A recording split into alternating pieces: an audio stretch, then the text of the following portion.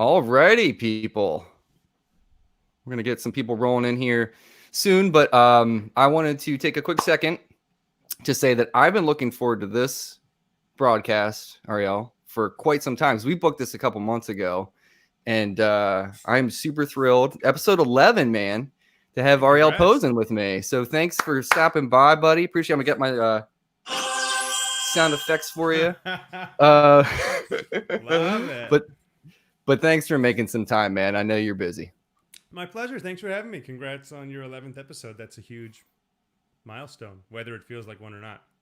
It is. Yeah, I mean, in the absence of gigs, this has been so fun and just enjoyable to talk to people that I look up to and appreciate their music and their musicality, and even getting to talk to some pedal builders, like talking to Mason and Zach, just about random crap about music and stuff that they grew up listening to. All that stuff has been such a blessing over the past 2 months. Otherwise, doing the normal grind would be cool, but this is just as cool right now. Just So a slight pivot, yeah, man. Slight So variation.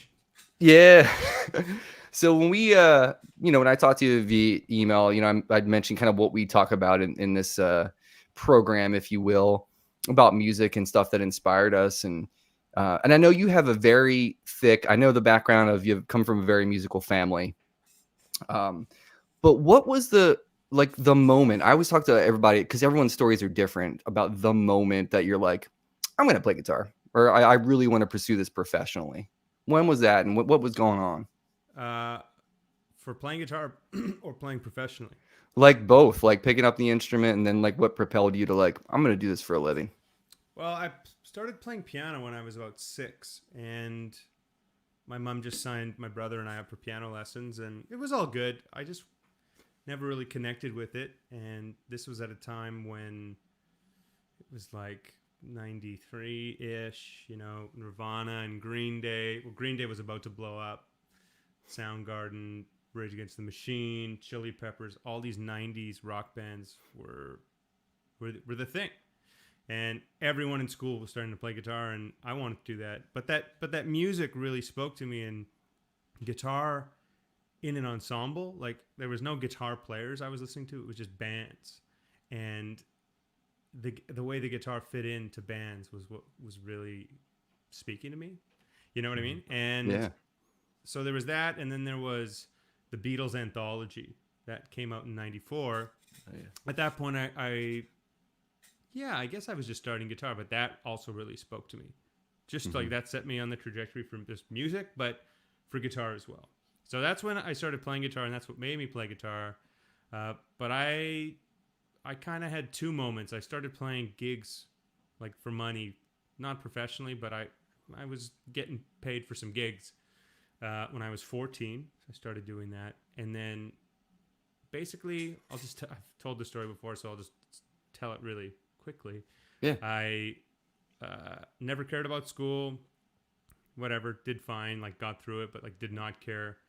Decided to go to university or college for the first year, to my parents' surprise, because I just never gave a shit. And Yeah. I wanted to pursue athletic therapy, which, I never took sciences, but I played a lot of basketball. I was really into that. And basically a few months after I started university, I dropped out. And from then on, like I was already in bands, I was already playing shows, but from then on, I made that decision of like, okay, I think I'm going to dive in and I'm just going to do this. And I did. That's amazing. And I never looked back. That's awesome. Let's go back to, my viewers here will know, like, my moment has to do with Pearl Jam. So like the whole reason I'm a guitarist is because of Pearl Jam, basically. So in that era of the Seattle scene and stuff, it sounds like we're kind of cut from the same cloth, like in terms of like the music we grew up on. How and old playing. are you? I'm 41. Yeah. I mean, you're a little older than me, but I mean, there's like a decade's worth of music there that, whether you're between this age bracket or this one, I feel like we were all immersed in it. Yeah.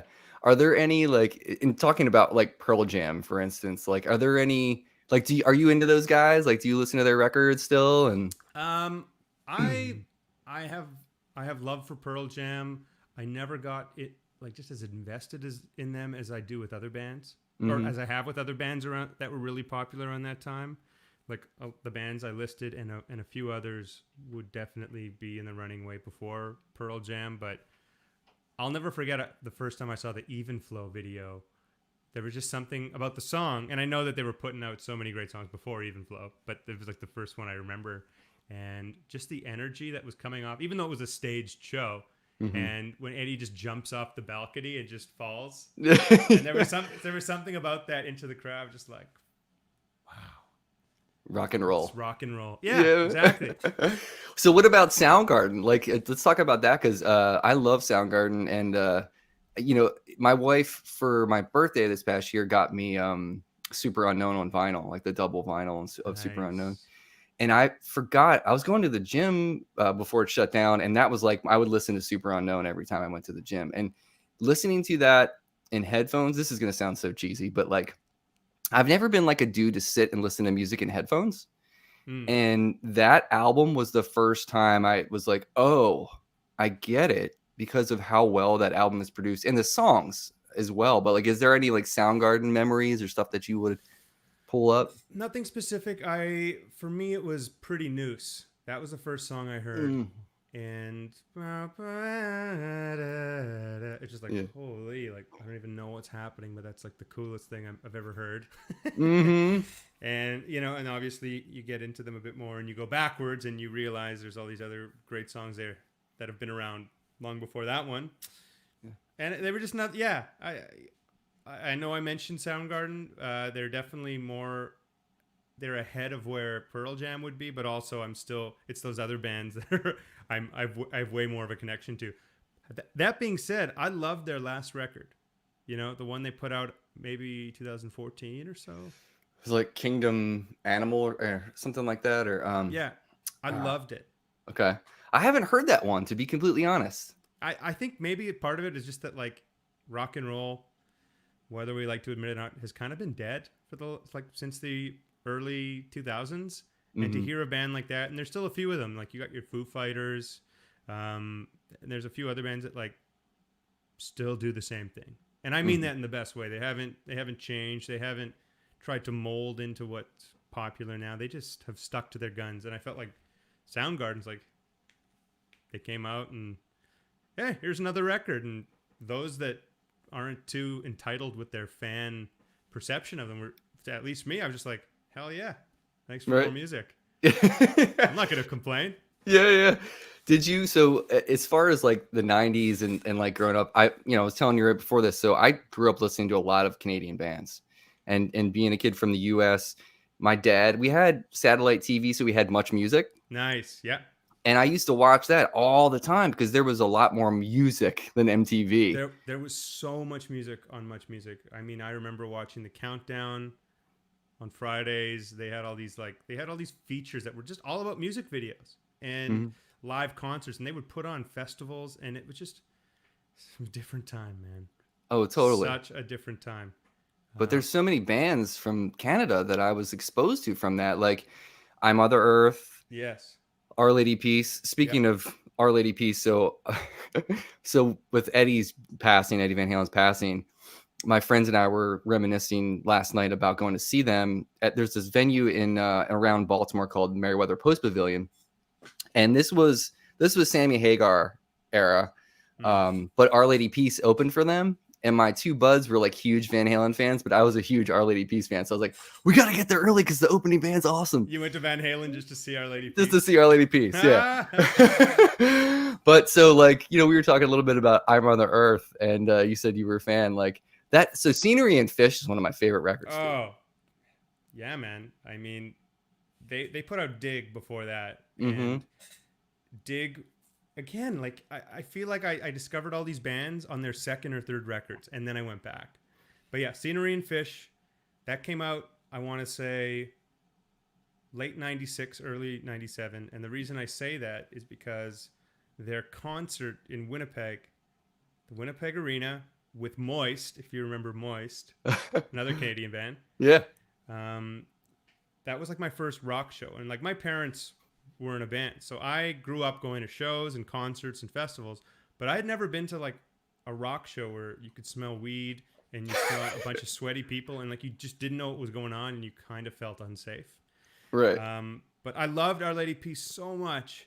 I even bought, or I had my parents buy me a shirt from Le Chateau, which is like one of those silk shirts that Edwin wore.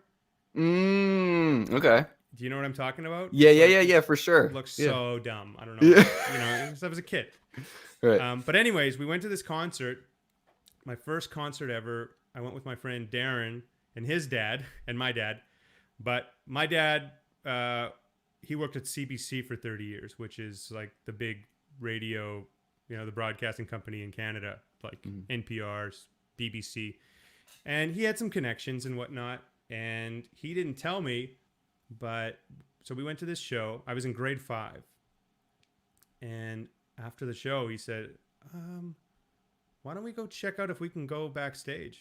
And I was like, what? Like, I was used to going backstage because I'd always be backstage at my parents' shows. But this was different. I was like, can we just do that? Can we?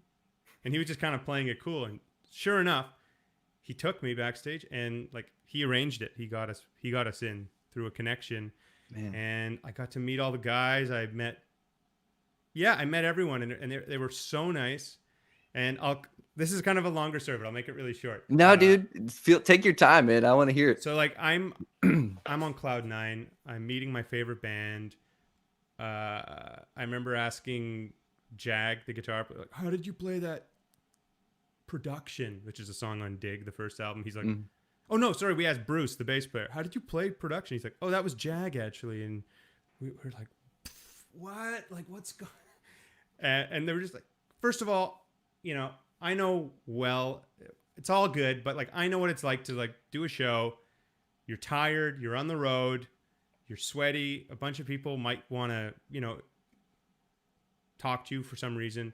And the last thing you want to do is like talk to a kid or something like that. And I'm not saying that's how I feel, but I can see why some people would just normally maybe want to blow that off. And these guys just gave me so much attention. They signed my shirt. They signed some posters. And yeah, and there was a guy from 92 City FM, which was the main rock station in Winnipeg at the time. It still is one of them, but this guy sees like a 10-year-old kid or whatever at this show and is like, hey, why don't you call me? Why don't you call me tomorrow? We should talk about your experience. And I was like, okay. And sure enough, I called in and like he did this interview with me. Oh man, how was the show, man? And good. Yeah, did you have fun meeting the guys? Yeah. Like, you know, I was so shy but it was like the main cool rock station. And I went to school the next day after that interview, and like all my friends, they weren't even, like I had my one friend Darren, and I know Darren's probably not watching this, but if he is, then he'll know we have that same interest, and we've played in many bands together, and we loved a lot of the same bands, and we were the only ones who probably were into I Mother Earth, and no one else knew I went to this concert. And I went to school the next day feeling almost self-conscious that I was on the radio. Like, it was so cool, but I was also I wasn't embarrassed, but I was kind of overwhelmed, and like I almost didn't want anyone to know about it, which was kind of funny. Right. And sure enough, I went to school, and of course, no one listened to 92 City FM. Like, I was the kid who on Friday nights would sit in my room opposite from you, headphones on, listening to music, listening to 92 City FM all night, because that's where you would hear new music. I'd be recording songs, making cassette tape mixes, all that shit. I'd be doing that all weekend. Oh yeah. So fast forward to 4 years ago, you know, we live in a very different time now where people that were never available to you are just available now, right? And I moved to Ireland a few years ago with my wife. She was going there for school, and I saw that Jag was on Facebook, and I just shot him a message. You know what? Like, I've had the fortune to meet some of my heroes, and whenever I get to meet a hero or someone, you know, famous, or like not even famous, but like in my mind has had a huge impact on me, I don't get starstruck, and I don't, you know, they're just people, right? I want to show them respect, and I don't want them to feel like you're fanboying over them or anything like that. Yeah. But I saw Jag, and I was just like, oh fuck, I think I got to say something to him. So I just Facebook messaged him, and you know, at this point, I'm a lot more, well, I'm established in a small pocket of the music industry, at least, in Canada and certain cities. So we have a Hmm. lot of mutual friends on Facebook. And I just wrote him and I said, "Hey man, listen, I just want to let you know that, you know, not to make you sound old or anything, but like 20 years ago, I was at a show in Winnipeg. I was a kid that all of you guys made so much time for backstage. You could have just blown it off, and I totally would have understood. But you were so nice to me, and that left such a great impression on me until this day, and it really shaped me to how I am and how I try to treat people in this industry. And I just wanted to say thank you." Hmm. And yeah, and he responded right away. Super nice guy. And then we were just talking about Ireland, and he has a bunch of family in Ireland too. And we were actually, I ended up moving to like County Cork, and he has some family there and up north in Northern Ireland. So like he was just giving me a bunch of advice and lay of the. It was just so funny. But yeah, That's awesome, my man. Mother Earth rules. Love it. Yeah, for sure. I feel like I sent him a message a couple years ago on Facebook asking if he taught lessons at all. Mm. Because think about that dude's strat tones on that, in Oh, particular, so scenery good. and fish. Oh my God. So Like, good. what did you get a chance? I mean, or do you know what this, like kind of stuff he was using? And because I've never seen them live, they never came anywhere near Baltimore, but like, was that like a hand built strat? I don't think it was even like a Fender strat. It was some like parts caster of some sort. I have no idea. I mean, Yeah. I didn't start paying attention to anything gear related until my teens, my late teens. So when I was a kid, it was just an electric guitar. That was all that mattered. Yeah. But I thought he was playing Strats. I remember he was playing reverse headstock Yep. I remember. Strats. Yeah, His I don't know. tone was just like so. And what I think I really liked about that band in particular is like amongst the noise of what was going on in the scene at that time, those guys were like adding elements of Latin music, like improvisationally speaking, like they were stretching stuff. Like it It was was it was boom. eclectic. It was eclectic, and it was a heavy band. Like it was a they were all players. Like they could really hold their own. I remember that last song on the record, Earth, Sky, and Sea. Is that what it was called? Like that very Santana ish. Sounds right. Um, and them playing that live, obviously, like when they toured. I don't know why I said obviously because why would it be obvious? But when I saw them at the arena show, they had a bigger band. They had a couple percussion players. They Hmm. may have had a keyboard player with them, just auxiliary band members, and they did that song and they stretched out that jam, that intro before it got. Oh, it was just like it really affected me. It had a huge effect on me, and before I even probably realized it, I was watching that and probably thinking, without realizing it yet, I was going like, "That's what I want to do," you know? Well, you can tell. I mean, that stuff. I think the reason I identify with you so much as a player is that you do that. Like you're okay with stretching. You're not. It doesn't seem to me like you're worried. I know you're worried about like everyone having a good time and enjoying the show and stuff, but like you're not worried about just like playing the 3 minute song. You're gonna stretch it and you're gonna make it different every night. Um, Certain parts, yeah. yeah. There's a lot of consistency to it, but yeah, there. I've my upbringing musically is a big part of it is improvising and creating and just seeing what happens, and I personally, I always say for the records and for the albums, there's that element, but for live, like there needs to be a live element to it, and that means something different from what you would do on the album. Mm-hmm. And certain things you do live don't come across on an album, not even if it's a live album. Mm-hmm. Mm-hmm. So, yeah, I was doing a little interview with Josh Smith the other day, and he asked me like what's my weakness on guitar if I had to pick one, and I definitely listed a few things, but of one of them I don't even know that it's a weakness, but it's on the topic of what you're saying. Like I definitely feel like I'm not afraid to go for it, and Mm-hmm.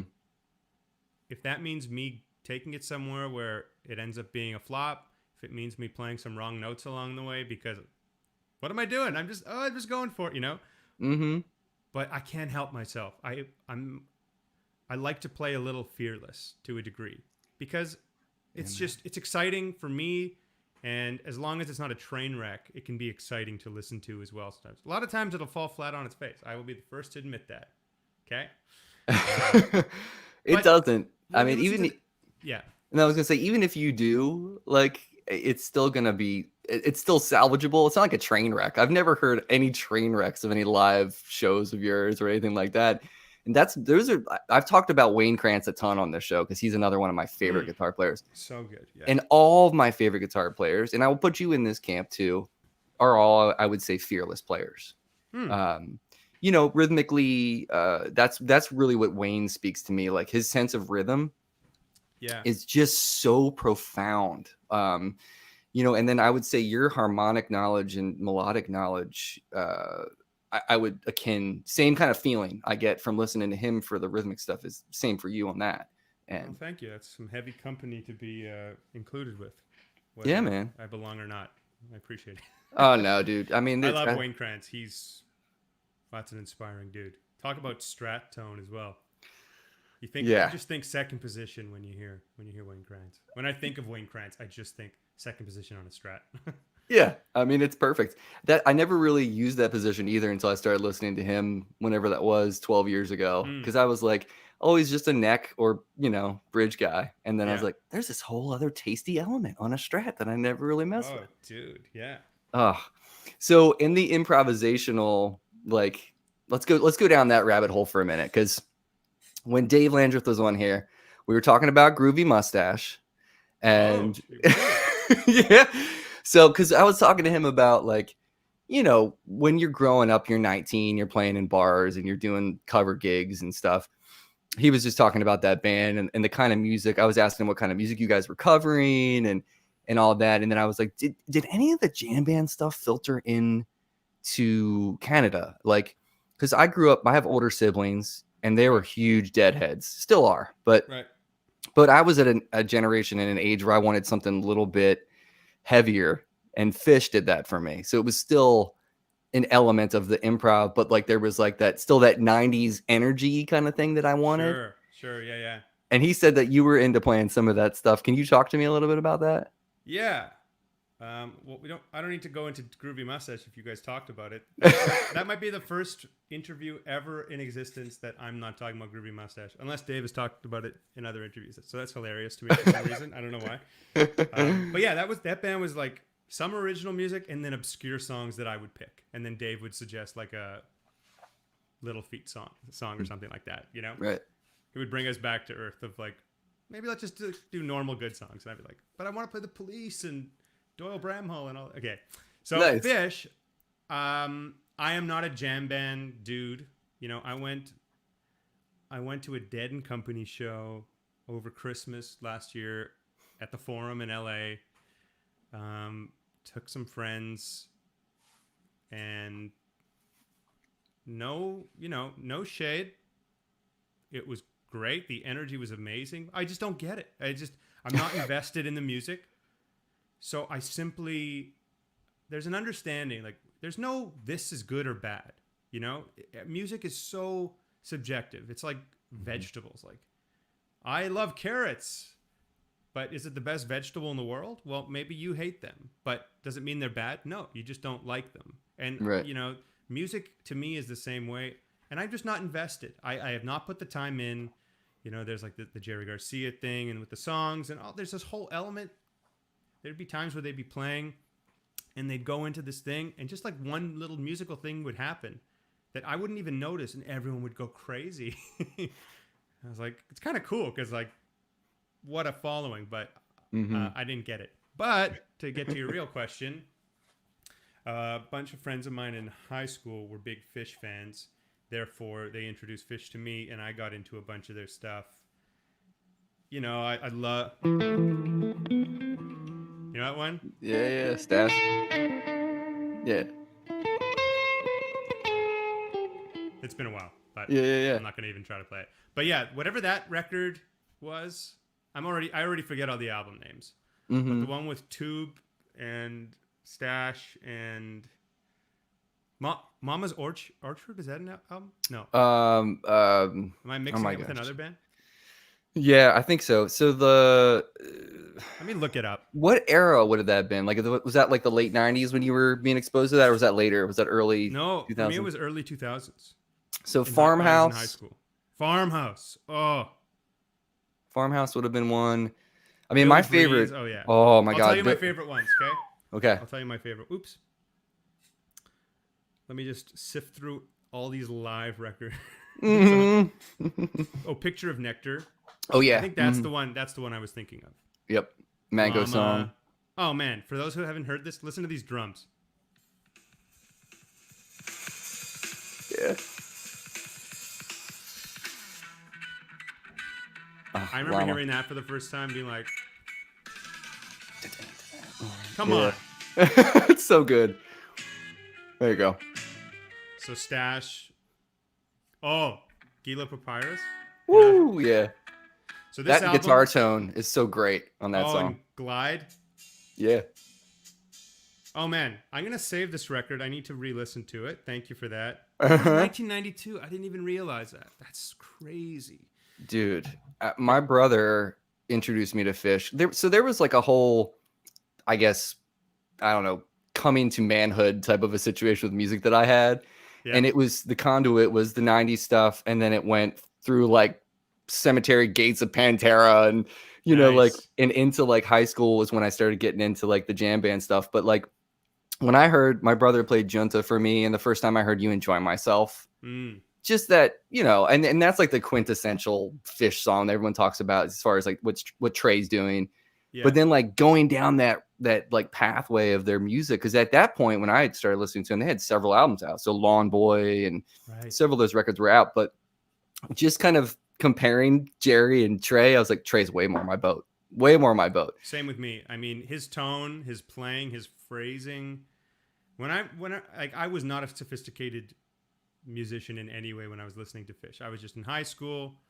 I played guitar and I was okay, but like I still hadn't really fully tapped into guitar players yet. And yeah, I remember hearing Trey and it was just like, that is fucking sophisticated guitar playing. Mm-hmm.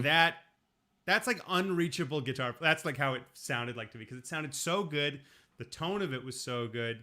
His ideas were so different. And to be honest, I know Fish is a jam band. And like, you know what? I've never really watched any live footage of them. I'm sure they stretch shit out like crazy. Mm-hmm. I associate Fish as a song band. Mm-hmm. Because of those records. It's just such good songwriting and the vocal arrangements, the band arrangements. It's art. It's true art. It's like, I'm actually glad you brought it up because I haven't listened to them in years, and Man, I'm Billy very Breeze. nostalgic. So like when Yeah.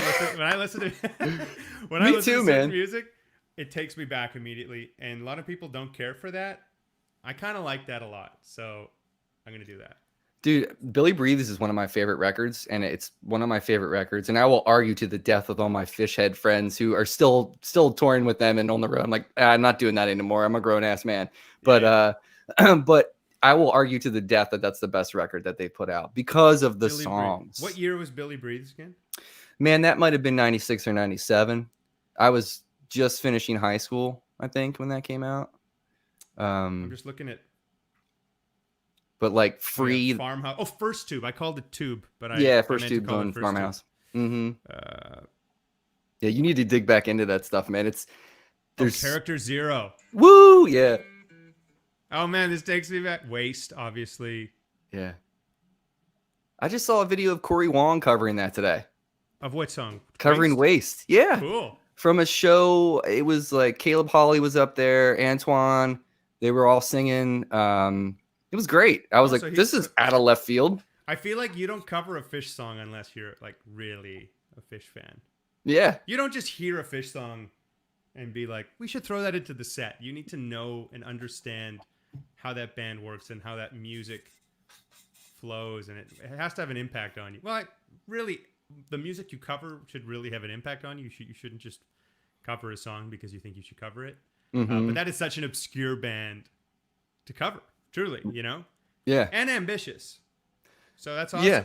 That's awesome if he's covering some Fish. Love it. Yeah, no, it sounded great. I mean, I have a hard time convincing my band to cover Fish sometimes, and we do Chalk Dust Torture because Nice.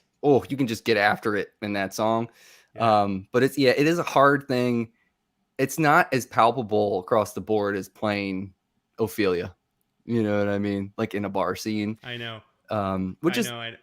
tough because It's tough. and we don't even do like the band's version. We do like the Wood Brothers version of Ophelia. So it's like, it's so different to go from the dichotomy in a band setting. That's why I was Oh so yeah. interested to talk to you and Dave about this stuff. Cause like when you're a young musician, like even now, man, for you, if you're going to choose to do a cover song, how the hell do you choose like what you're going to do? Like, cause you probably have a plethora of music you'd love to do. Yeah. Oh, I'd love to cover so much more stuff than I would allow myself. Right. And there's that feeling of I love these songs and I love singing along to them. I love playing them, but then you realize maybe I'm not really doing justice to this. But then you have to decide if you're playing it for you or for the greater good, for the people Mm. that are listening. And it really doesn't matter if you want to just play it for you because you love it. Hell yeah, that's why you should play it. But yeah, I mean, I'm way happier playing original music. I play maybe 2 covers a night, and the Mhm. covers I do play have become mainstays. Like they're songs that people expect to hear at my show because they've evolved into pieces that have some signature stuff going on in an Ariel Posen show, and I'm happy about that. I'm happy to play those songs. But Is it's just a funny Angeline experience. like an example of that? Like that's Angeline, one. yeah, Yeah. Angeline's a perfect example of that. Yeah. Okay. Yeah. I mean, I like that's quintessentially my favorite part about finding new artists and hearing covers. Like I never would have found Chris Whitley had I not Mm, heard Gavin DeGraw cover Indian Summer. right. You That know? Chris Whitley would have been another Dave suggestion in Groovy Mustache. We played some Chris Whitley. Little Feet and Chris Whitley. Oh FYI. Oh man, yeah. that's good stuff, man. Yeah, what a badass, Chris Whitley. Oh. I just had a memory, now that we were talking all this Fish, I have memories of my same friend Darren, him having parties at his place when his parents were out of town. And he's a drummer too. So we would jam, that was like our jam space as well, Mhm. his basement. And I remember everybody just baked out of their mind playing First Tube, playing that. Oh my god. Dude. It's so weird that I just have like this vivid memory of a bunch of annoying high schoolers Dude, that's like playing First Tube. those are some of That's so like stereotypical, hey? Oh, dude, but here's the thing. Those are some of my most fond memories as a musician is playing with my high school friends for 4 hours, 5 hours, just setting up, taking breaks, having a couple beers, coming back, Yeah, oh yeah. playing again. I mean, those are and like that's what's cool right now about this whole thing with COVID is just like a lot of my friends, musicians that I play with are like now I know it's not all about the money. It's about what we started playing for, Mm-hmm. So, but anyway, I have so much I wanted to ask you. Okay. And it's all day, time's man. burning. Let's go. So, when I was asking you about albums that pushed you, so we just talked about Fish, like as far as like facility and dexterity and everything, obviously you have to have a little bit of an acrobat in you to play some of that music. But is there some stuff that you listen to like when you're really cutting your teeth that you worked hard on like getting that tone and getting note for note? Like I've learned Freddie King solos note for note just to like dive into his brain. Is there stuff like that album wise for you?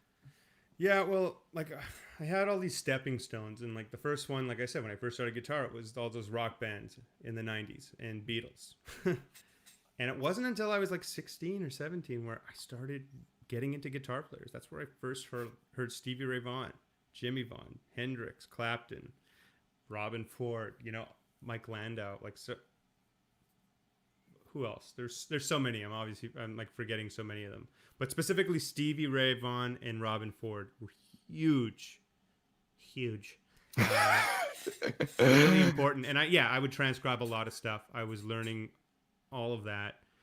And then a little later on, not much later on, but I got into Mayer and Doyle and a lot of like the songwriter guitar players and then I was getting into slide, and I love Derek Trucks, I love actually like George Harrison is was a fantastic slide player that Mm-hmm. obviously, or not obviously, but often gets overlooked.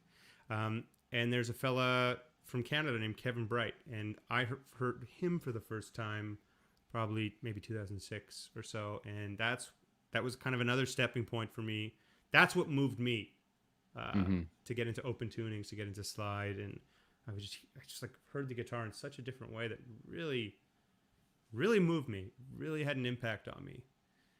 But that being said, I spent so much time on jazz, listening to horn players, guitar players. I spent time playing a lot of country music, so I listened to a bunch of country players. I Mm-hmm. spent a lot of time listening to folk and bluegrass.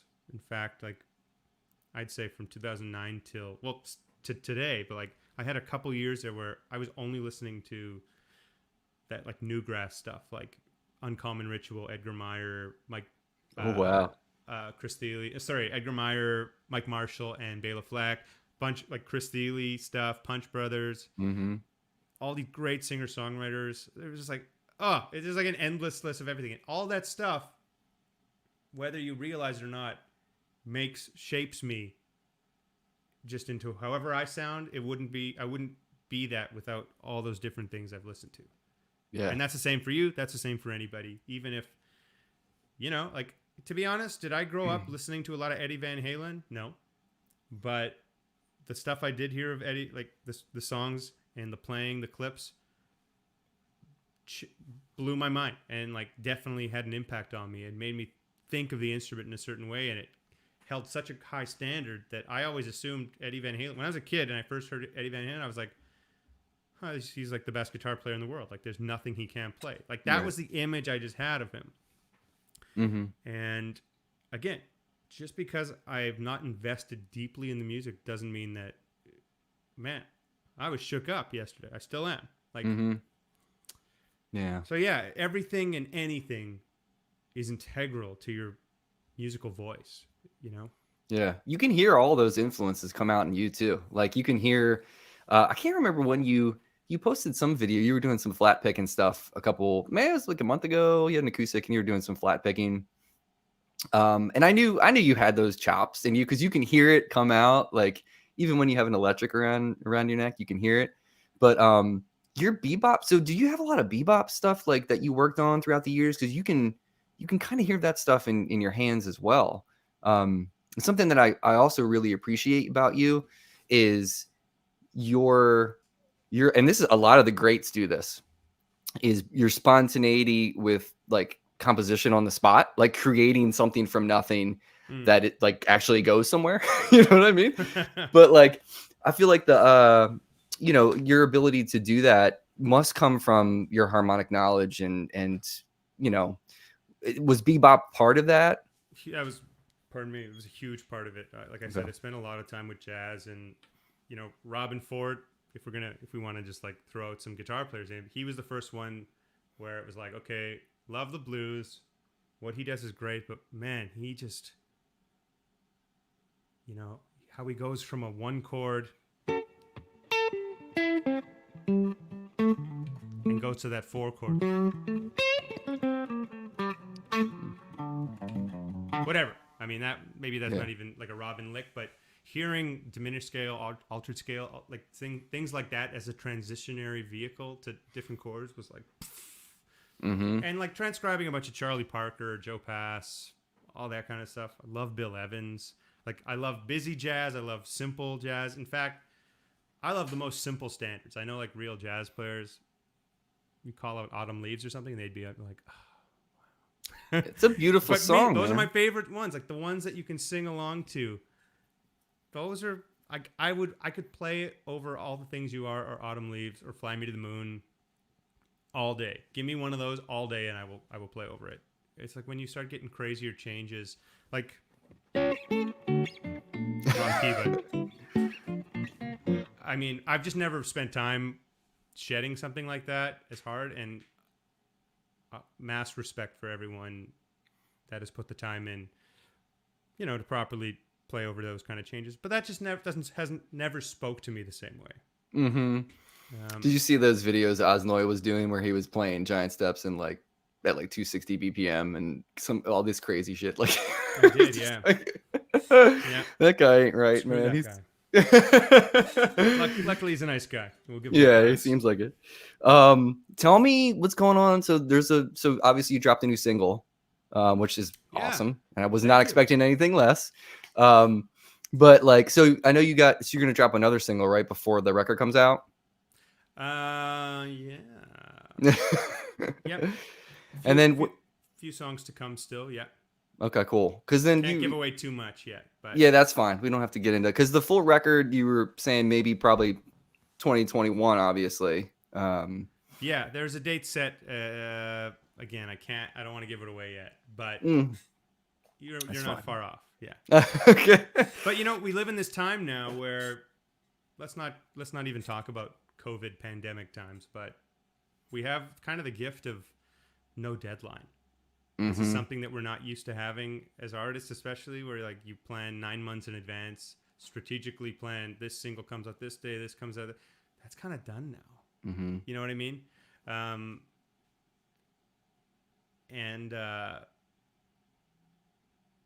it's kind of open now because like who knows what this, like there's a second wave. I know it's bad in the States, but like Canada's kind of getting the second wave right now. We might be shut down again for I don't think any. Oh no, I said let's not talk about it. Anyways, it's fine, man. It's part of our reality. There's no way to know. So it's been a different experience of like there's a soft plan, but there's also room for changing it up if need be. That's got to be liberating. So yeah, it's kind of cool actually. All the plans are in place. Like everything is ready to go. We be sitting on it, but when and how it just has a little bit of wiggle room, so to speak. Yeah, that's great. So yeah, I'm very excited to start getting more music out. Yeah. Definitely. Yeah. I mean, having your own timeline like that is such a blessing, to do kind of what you want to do with your art and get it out when you want to get it out. And what comes out when it comes out is up to you, and that's cool. I think I can dig that. It is different. Like, normally you put the first single out of a new album cycle. Like I would be hitting the road with the announcement of the first song, and you could be touring off of one song for a couple months. Mm-hmm. And without that element being there, you got to find other ways to kind of. Not that I'm concerned about keeping momentum up. I feel like a lot of people overshare and overpost and overdo things because they're afraid of losing the hype, losing the momentum. Mm-hmm. It's just that it's different. You can't there's something about when you're out there being active and doing it, being on the road, that is. Mm-hmm. It kind of works for you. People are always kind of tuning in to seeing what you're doing. Like, are they there? They're in Baltimore. Oh yeah, it's like, let's follow along. And like when no one's doing that, you go, well, yep, the song's out, rad. So what else is going on? Right. And I'm the same way. It's just different. Yeah. Do you? Dave and I were talking about this because we were talking about How Long, which, by the way, man, one of my favorite records of that year. Oh, thank you. I just really identify with the way you write. And I was talking to Dave about that with like the patience of did Ryan Voth play on that whole album? Of How Long? Yeah. I can't remember. Okay. Because that dude, I mean, I was talking to him about when you guys did the live video of Get You Back, and the patience that the rhythm section, and you guys were all just like, we're just chilling. This is okay right here. We're just going to stay right here. But like the patience that Dave has as a player, I was talking to him about that as far as bass players are concerned, and like his choice of when to play and when not to play. And let's say the same thing with Ryan, but yeah, it's just like, I mean, that rhythm section with just the three of you guys, there was so much going on, but not much going on. You know what I mean? It was really interesting. That song's my favorite on that record, I think. Oh, thanks, man. I mean, individually, both those dudes are motherfuckers, and together they become one motherfucker big time. And as a unit, the three of us, we've been playing music together since we were like 18. Like Ryan, we've had a few different drummers in Groovy Mustache, but we definitely had a few other bands as a trio just like that for the three of us. So we there's just an unspoken thing. Like when you have history with people, musical history and personal history, it really it can really come across in music, which is such a cool thing with music. And it just speaks to the connection that exists that you can't force. And like you could have five best guitar player in the world, best bass player in the world, best drummer, best keyboard player, you know what I mean? Mm-hmm. And if there's no chemistry or anything like that, like if they don't jive, it's not going to jive. It doesn't matter how good you are because it's not Mm-hmm. like an individual thing. There's a bigger picture, and it's being a unit, Mm-hmm. and spending a lot of time doing it really polishes it to a degree. Yeah, man. Is there, Dave was telling me, because I was asking him about parts and working on that record Yeah, and everything. When you write, Dave said you have a very clear vision of what you want to do as far as the arrangement of the tune, what's being played. How do you go about doing that when you're working on like that last record, for instance, since we can talk more about that record? yeah, we can talk all you want about that, and Yeah. we can talk about this record too, and like because it's a very similar process, the same way. The way I work is you write a song, and then I like to demo it right away. Mm-hmm. So by demoing it, it doesn't just mean a voice memo on your phone. I'll make a session. I'll do a scratch guitar, scratch vocal with basically what I would have done on a voice memo, and then from there, yeah, I'll program drums. I'll play some bass, and I have to sit with it for a long time. Now, you don't want to listen to demos too long because there's a term called demoitis, which is Mm-hmm. when you get attached to it. Yep. And I've had times actually where I got so attached to a demo that when I spent a bunch of money properly recording it in a fancy studio, I preferred the demo. Wow. And it's not that the demo was better. I had demoitis. So it's Mm-hmm. good to like not put too much time into your music. Like keep putting out or keep writing and just like focus on different stuff and come back to it. But doing a demo helps me visualize and hear how I want the song to go. So that might mean, I'll program. I'll program drums. It may not be the exact feel that it ends up being, but that's just because I'm not putting hours into properly programming. I'm not going to release these demos.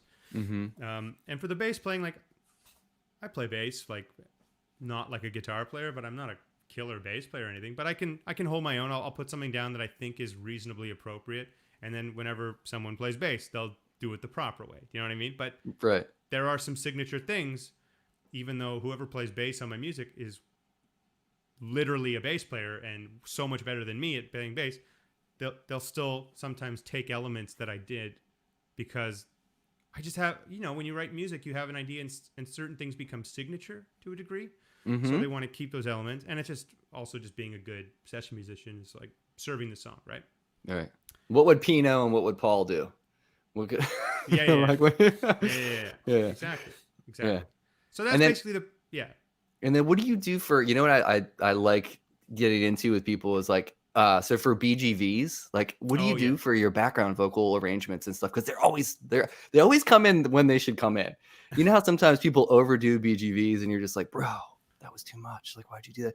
Yeah, me. No, I don't think you do that. I really don't. Because like I feel like a great example is that whole record. It's like when stuff comes in, like Fade, for example, the outro of that song. It's not too much. It's perfectly poignant. So Well, like, how do you if I send you the stems, you'll hear how many Bee Gees are going on in these songs. You'd go, oh, whoa. how do you I love arrange it. them? Pardon? How do I How do arrange them? you? Well, Yeah. okay. So another thing when I'm demoing, I love singing, and I've grown up always being around like-minded singers and people that love singing and background vocal arrangements, and I've done a lot of singing background vocals on gigs as a guitar player, sideman. So whenever I'm putting together a demo, I'll usually throw background vocals on choruses. Maybe there's some lines in the second verse that always just feel natural. And then I stick with those. And both these records, the one that's coming out and How Long, my friend Murray produced them. We co-produced the new one. But he loves background vocals too. So we just get really nerdy with it. And we spend, a couple days just going song by song, and we listen through. We don't go overboard. How Long definitely has a lot of background vocals. Like for live, I've definitely stripped stuff back down. But it's just very satisfying and it's almost sometimes more satisfying than recording guitars for me. I have so much fun doing it when you just land on a really nice arrangement or like a real nice chord movement. Oh, satisfying. Yeah, I feel you. I just love it. It's just what you love usually is on display, and I just can't deny it. Beatles. It's funny though, because all those 90s bands, I never think of background vocals. Those were all like the bass player would just sing thirds above, I think of Mike Dirnt singing on all the Green Day songs, or you know what I mean? Or like John Frusciante singing with Anthony Kiedis, or like there was never, 90s was like the most un-background vocal era, unless I'm wrong, at least in that rock world. I feel like Alice in Chains was the one band that really was like pushing the harmonies and stuff in their music. If you think about like Jerry Cantrell and Lane Staley, were definitely probably that was the band that was pushing those harmonies more than any of those Seattle groups, Right. in my mind, from listening back to that band. Do you gravitate towards specific intervals when you're doing background vocals at all? Yeah, well, I mean, I like to start it's the same on an instrument. Music is music, and harmony comes from a very simple place. It comes from building off of a triad. So you need that root, that third, and that fifth, and then everything else is a matter of taste. It's like there's always candy notes. There's sometimes I'll typically like to double or triple every background vocal part. It just makes it sound a bit bigger. And then once you do that, let's say you make a chord and it's right. You have the third, fifth one. You might put those three parts down, but you might want to add like the two, but you still want to have that one in there. So there's variations of having one note moving within it. So it's and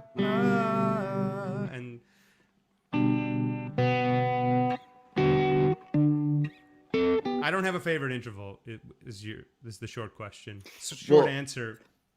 They're all. But good. You're working off of all of your inversions and stuff. Is what it sounds like to me in terms of like how you're arranging them. Yeah. Yeah. In fact, I visualize a guitar when I'm thinking background vocals. Sometimes I even like to have a guitar with me, and I'm like, if I ever get stuck on something, I'll just kind of pick up a guitar and look through it and go, oh yeah, all right, of course it's that, and then we can do it. Yeah. So it's all the same stuff. It's so interesting, man. It's and when you go in and if you're gonna have keys on a record, for instance, are there a lot of keys on this next album? Yeah. Nice. Same as the last one, same amount. Cool.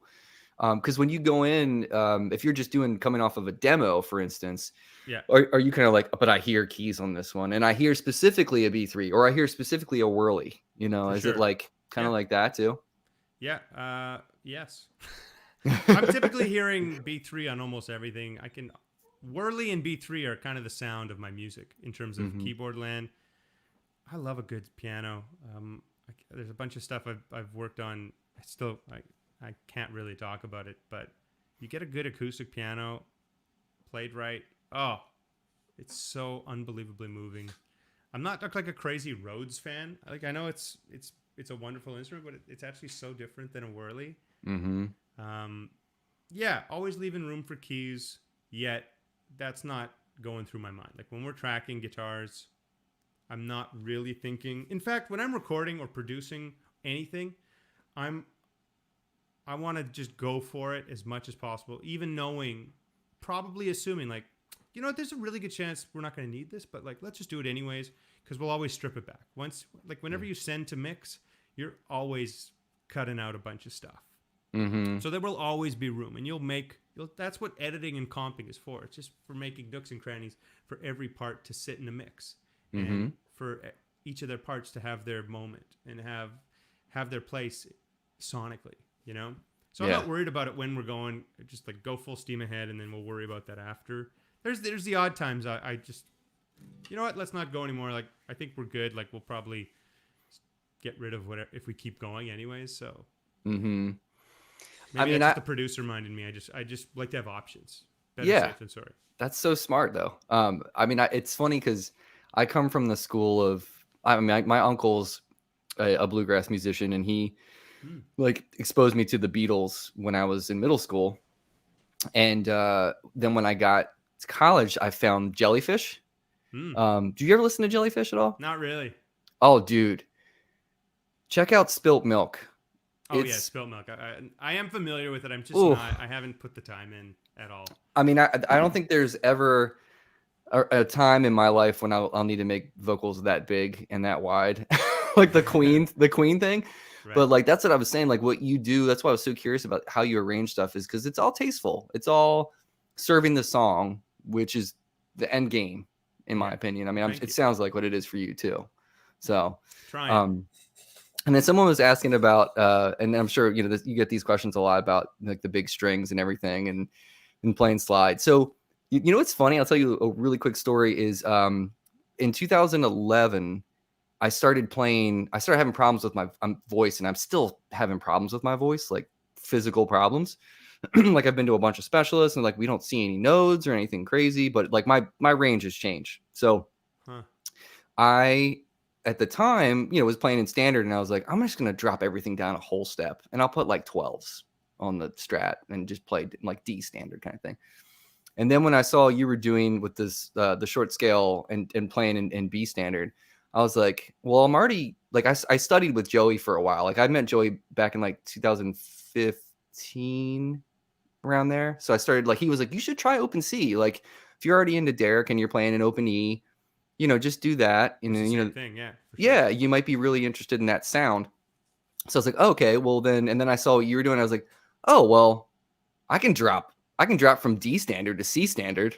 So it's like, I just Yeah. put Oh my yeah. telly in C standard. And I was like, if it's working in B for you, it'll totally work for me. And the only reason I was like, I'll stay in C is because now I'm familiar with the neck a bit in open C kind of thing. Yeah. Yeah. But Yeah. like, as far as what you know, what are you using right now gauge wise on? Are you still kind of? It probably fluctuates for your B standard. What are you using as far as gauges right now? I'm just Um, curious. for B standard, it's always the same. In fact, if it's open C or B standard, that's like the lowest I bother with. It's always just 17 to 64. Okay. And Okay. that took a lot of messing with like trying the 19 to 68 or 66, trying 15 to tried a few iterations, and that one stuck. That was the one that worked, and it works like on a slightly longer neck scale length. The shorter, that's kind of. I'm a very like once you find it, if it ain't broke, don't fix it. Don't mess with it. Yeah. Yeah. But if I'm an Well, open D or if I'm an open E, whatever, all the gauges change. yeah. Yeah. But for the B or C, it's always that. Yeah. I mean, I was so glad when I saw you doing that. It's like, okay, then this is all right. I can do I can do this with my telly and I not have any mean, problems, you know. so many people do that. Yeah. So many. You don't even realize it. So many people play in D standard, like Mm-hmm. singers. Yeah. Not only It's because it's sounds cooler and lower, but it's all about how it sits and like you want to play a C chord, but you want that to actually be a whole tone down, just mm-hmm. based on your range and your comfort of those chord voicings. It totally makes sense, and I think music, and especially playing guitar or any instrument, it's about interpretation and variety and making it work for you. So yeah, Mm-hmm. if you're having troubles with your voice, if your ear is hearing different things, you know, we live in a time where a lot of people are also doing a lot of the same thing. And Mm-hmm. if there's an opportunity to like run in a different direction, great. You know, variety Mm-hmm. is what keeps things interesting and different. Yeah. So, but yeah, That's great. no, it's good to do. Cool. And I wanted to ask you one more thing, or talk to you really quick about one more thing. So I told you I got your signature pedal probably like a month and a half ago, something like that. Right So on. two pedals that have blown my freaking mind in the past 2 months are yours. I didn't have a broadcast. I never tried it. I was curious about yours because I liked how it could go from clean to like fuzzy all in one thing. But man, and I saw this on your board the other day, and I've been freaking out about the Gladio. That thing, yeah, holy shit. Like, that thing is so good. When I got it, and Emilio couldn't be a nicer human being. I mean, come on. yeah, he's a lovely, lovely guy. Hey, Yeah. Emilio, if you're watching, you're probably asleep right now, but But yeah, that's a wonderful. All his stuff is great, man. If you listen to Familiar Ground, the live album I did, that is the Gladio the whole time. Oh, really? Okay, Yeah. so you had an early version of it, huh? Yeah, I think he sent me one of the first ones.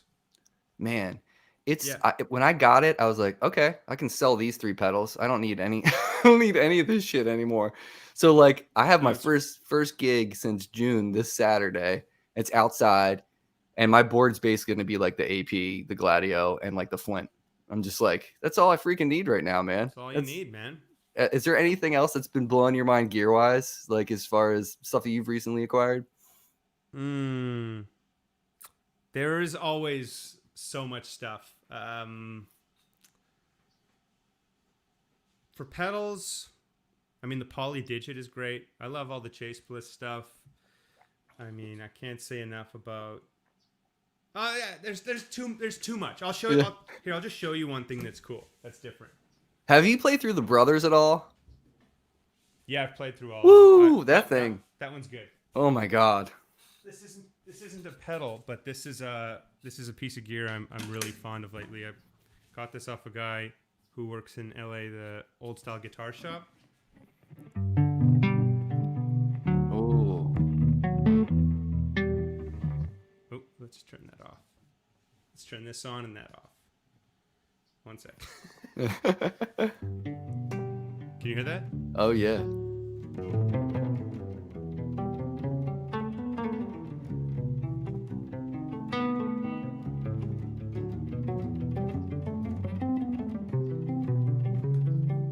Love it.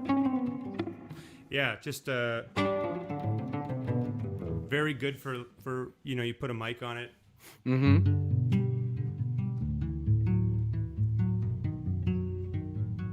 Sounds like it's been lived in for 100 years. You know what I mean? Well, it's a 50s K. Okay. It's just had a bunch of love to it with the electric, like the flat wounds and a couple other iterations that make it just different and its own, so to speak. It's gorgeous, man. I love that about there's endless amounts of gear that's always inspiring me and making me love gear. Yeah. Are there any tunes that were spawned from a gear, like a piece of gear that you plugged into that you were like, oh, that's cool. All right, let's take this somewhere and turn it into a song. Yeah. 99% of the time it's a guitar. Right. It's a tuning and it's a guitar. It's like by accidentally being on a certain pickup selector or having the tone roll down or having the volume. It's like literally 2% of the time it's because of a pedal or something. Like it's never really because of a pedal. I always say I love pedals. I love gear. I love everyone that makes gear. But take that all away, like it's all good. Like it's still just guitar. I'm focused on like the creativity coming from the instrument itself. Oops. That's the way it should be. Yeah. But there are some sound. I remember I wrote. I don't know if I finished the song, but I like just landed by accidentally on a sound with the Chase Bliss Therme, and I was like, "What the? That's rad!" I'm writing to that, like, because immediately it just did its own thing, like its own little algorithm thing, and it was like immediately I heard a melody over it, and it's something I never would have played because it's a pitch shifting loop kind of thing that's playing, and I was like, "Oh my!" I didn't touch it. I was like, I can't ruin this. I set up Pro Tools and I just plugged it and I just let it record for a bit on the same thing. And I just wrote to it. That's awesome. But that's like the only time that's happened. It's usually, but just the guitar itself, even pickups. Like, let me just put this back, man, if that's okay. Yeah, that's cool. Yeah, even like pickups, even like the smallest little details make you play differently. Like Mm-hmm. they all Yeah. have different levels of dynamics and touch sensitivity, and that affects how you play. That approaches how hard you play, how light you play. So yeah, that's why I respect all the people that have their number one and like they stick to their what's comfortable. And in a lot of ways I do that too. For live, I typically play the same stuff, but at home for recording, for sessions, and for writing, I need the variety. Mm-hmm.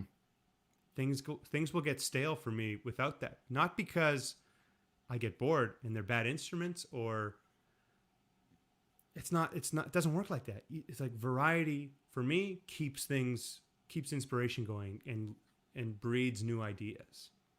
Man, I couldn't agree more. I mean, I feel like all the toys are great, and I feel like that's how I am with my pedals. And dude, I Yeah. had when I was about to turn 40, I was like, all right, I'm selling a couple amps. I'm getting a 2-Rock because I've wanted one since the late 90s, and I only get to be on this planet once. Did you And get I one? want to hear, oh yeah, I just got the studio signature. I didn't go a whole hog, but like Oh, it's nice. still a great amp, man. It's like I It's feel a like it's the it's a bit it, it's like it's the just a slightly less wattage version of that. It's the yeah, same amp.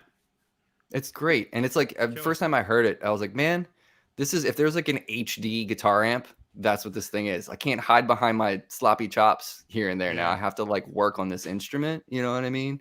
Yeah. It's So, unforgiving. It really I I can't say enough. I mean, the amps themselves speak for themselves, but the people behind it too are just they're family. They're hmm dear friends. They're good people. They care. A plus is all around. yeah, man. Yeah, I mean, I think for sure. I love my last comment, and then I'll do my lightning round with you, my lightning round questions, so we can get out of here. But let you Lightning get back round. to yeah. So I do this thing where I ask questions and to a metronome, so it's heightened a sense of awareness. You'll see. It's fun. It's all fun and games. In 4/4 or Huh? in 4/4 or Oh yeah, it's in 4/4, 105 not even BPM. funny. Yes. Okay. But I love the fact that, by the way, that your mood you use for the slapback. I have sold so many delay pedals that I want to like delay and I want to know how to use it, but ultimately I only like slapback. I'm just like I just can't wrap my head around. Maybe I'm not smart enough to use delay. I don't know I don't what it is. I don't use a whole lot of delay either these days. I use it a lot more just for recording than live. For Yeah. live, I would rather use to fill that void where you want that ambience or you want that trail. I'd rather step on a reverb. Like I'd rather use a big plate sound than a delay. hmm I don't Yeah. want repeats necessarily. That's just where I'm at now. You know, certain hmm things you need to have delay. If you're doing a session gig or you're just playing guitar for a band, like a lot of parts require delay, and there is something for elongating a line or a part that really sits nicely in a mix.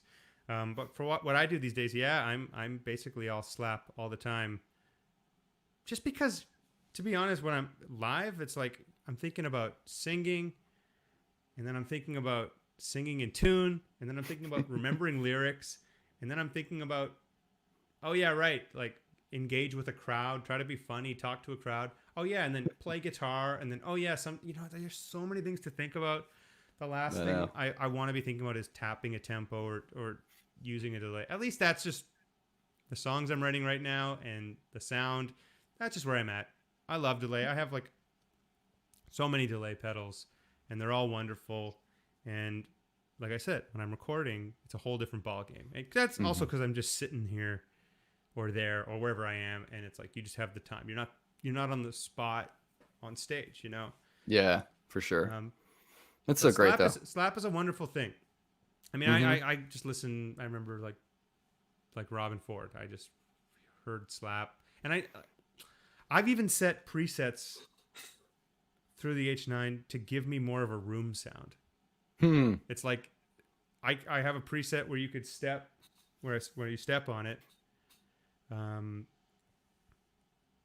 I guess I could show you, but yeah, it sounds like a It room sounds like sound. you're in the room. Yeah, It like a sounds like you're room in the like room, even though it's coming out of your amp. It gives you a bit of that distance that also you kind of get from a slap delay. You also get from a reverb. It does a similar thing. It's a feel thing for me. It makes it feel better to play, and have an easier time playing guitar with a slapback. It's not that it's a crutch.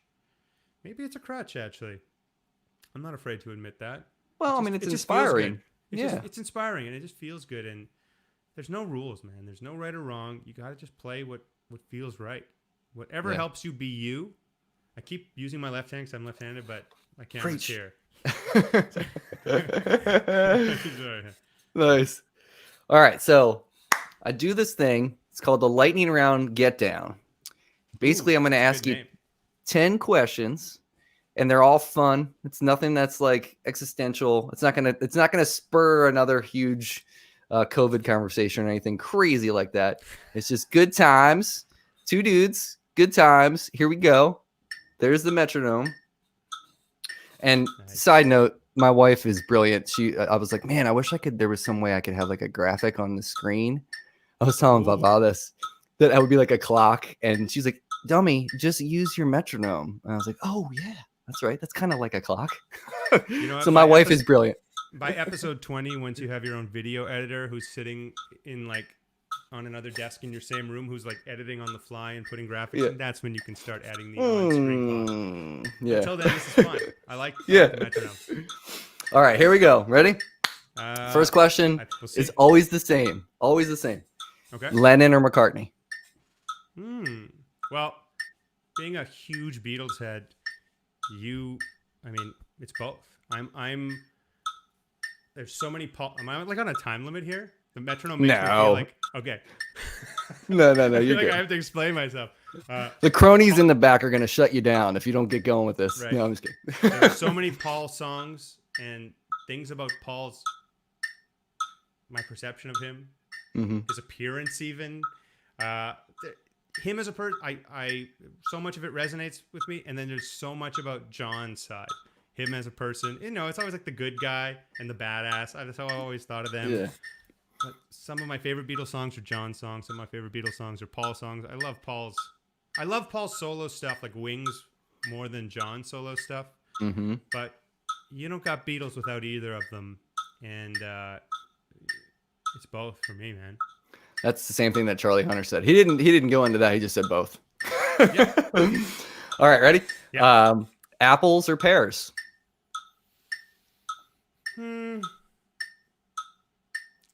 I think pears. I know apples are pears got more fiber, or do they? I don't know. It's a stupid question. It's a dumb question. I like them both, but I feel like if I had to bite into one and they were both rotten, I feel like the pear is already kind of slimy and would be less jarring in terms of its badness. Do you know what I mean? Yeah, like you'd finish it anyway. Yeah, because it's already kind of gross to begin with. But right. The Simpsons or Family Guy?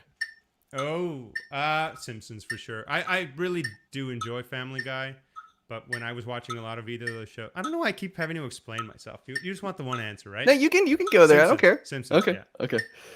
Silicon or germanium fuzz? Again, I'd say silicon. I mean, there's a reason my broadcast is silicon. Like I purposely requested that. I love a good germanium fuzz, but when you think about it, if you're a gigging working musician, you're out playing festivals in the middle of the summer, 30 degrees Celsius, 90 Fahrenheit, germanium fuzz will start sounding like farts pretty fast if it's in the sun and you actually have to refrigerate it or throw it in the freezer. So silicon is just consistent. It's got your back. It's not messing around, and yeah, it just sounds really good.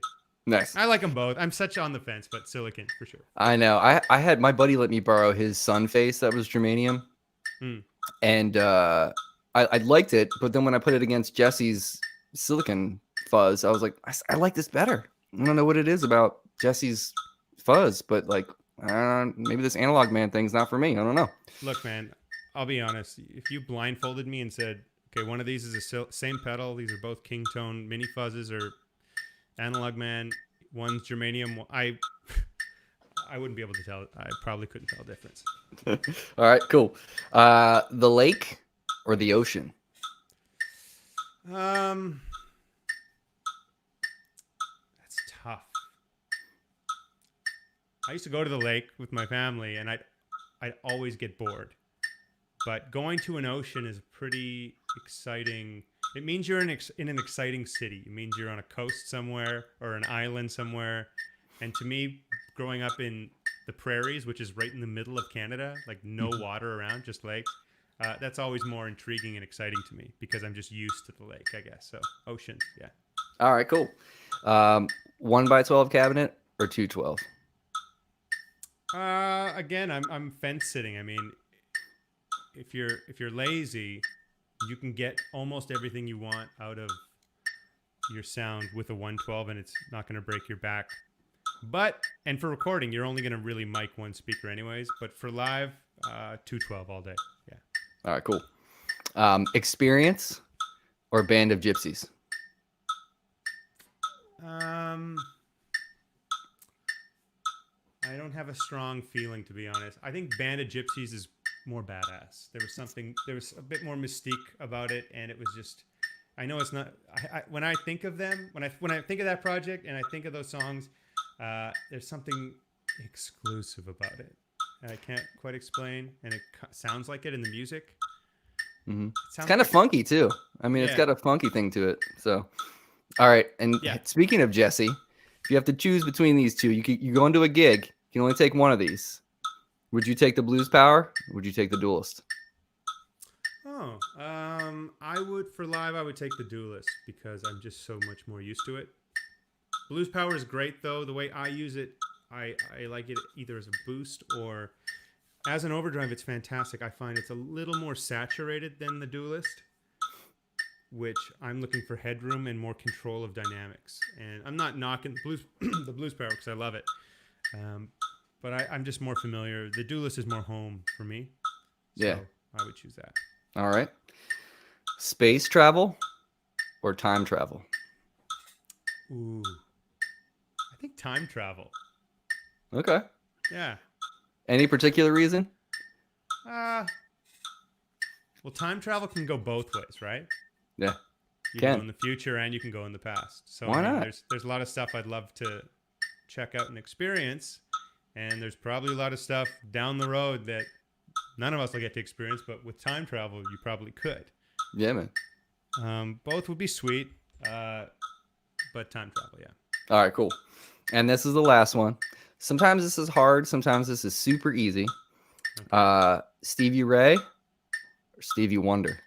Oh, that's not even fair, man. I told Joey's was Derek or Doyle, and he was like, "You bastard." But that's not hard. That's like two similar.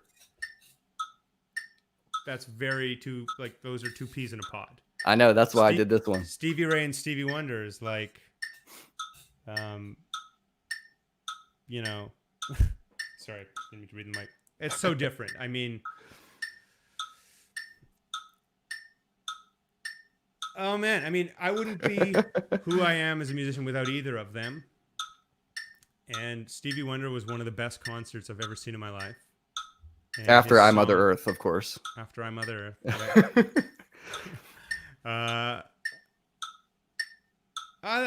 That's not even fair. I mean, for guitar playing, yeah, but for songs and collection of music and overall impact of music as a whole, I'd say it's pretty obvious that Stevie Wonder would win there. But in the guitar community, why would Stevie Wonder be even considered in that? They're just so different, man. Sorry, I told you sometimes it's hard. They're both sometimes my favorites. Yeah. All right, we'll let you slide. You made it through. You survived the lightning round. Get down, Mr. Ariel Posen.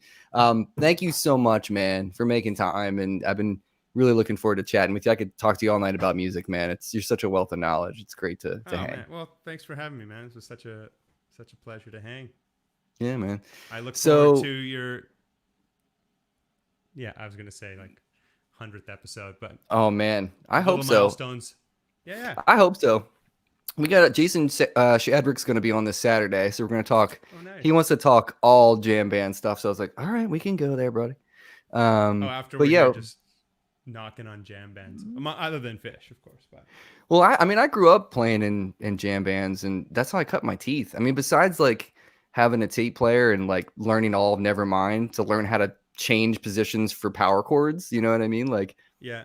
ultimately, my harmonic knowledge and stuff kind of came from diving into the jam band stuff, because I was not only into Fish, but like, have you ever heard of that band Mo at No. all?